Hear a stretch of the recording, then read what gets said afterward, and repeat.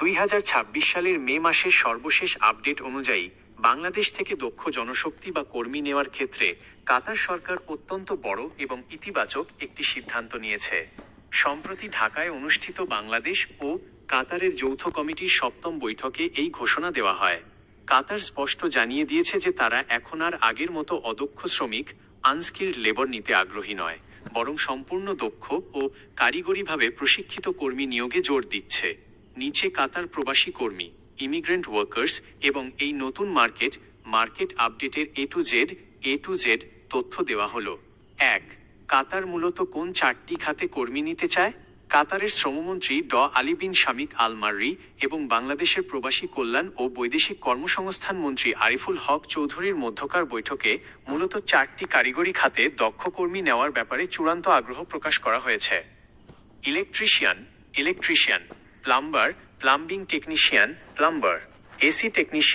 AC technician বা maintenance, welding.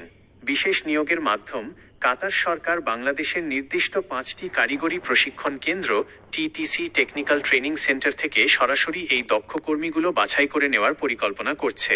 2. কাতারের বর্তমান শ্রমবাজার মার্কেট আপডেট 2026। বর্তমান কর্মী সংখ্যা। বর্তমানে কাতারে প্রায় 4,73,000 বাংলাদেশি কর্মী কর্মরত রয়েছেন। এর মধ্যে প্রায় 30% কর্মী সরাসরি কাতারের বিভিন্ন বড় বড় ডেভেলপমেন্ট বা নির্মাণাধীন প্রজেক্টে যুক্ত আছেন এবং বাকিরা অন্যান্য পেশায় নিয়োজিত। জনশক্তি রপ্তানির লক্ষ্য।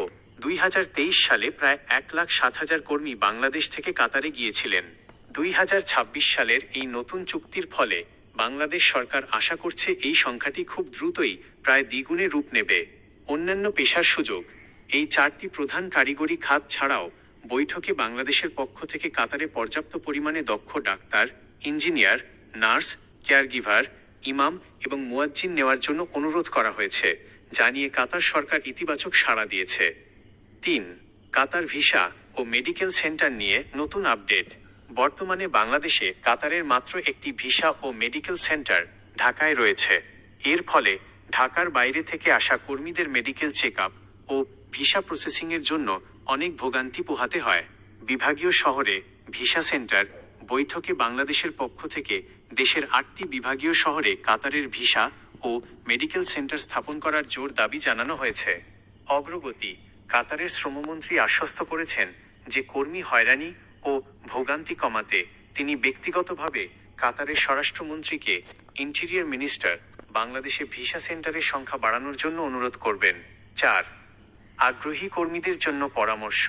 যেহেতু কাতার এখন সার্টিফিকেট এবং কাজের দক্ষতার উপর সবচেয়ে বেশি জোর দিচ্ছে, তাই কাতারের এই নতুন বাজারে প্রবেশ করতে হলে কর্মী হিসেবে আপনাকে অবশ্যই সরকারি কারিগরি প্রশিক্ষণ কেন্দ্র টিটিসি বা অনুমোদিত প্রতিষ্ঠান থেকে কাজ শিখে নির্দিষ্ট ট্রেডের দক্ষতার সার্টিফিকেট অর্জন করতে হবে।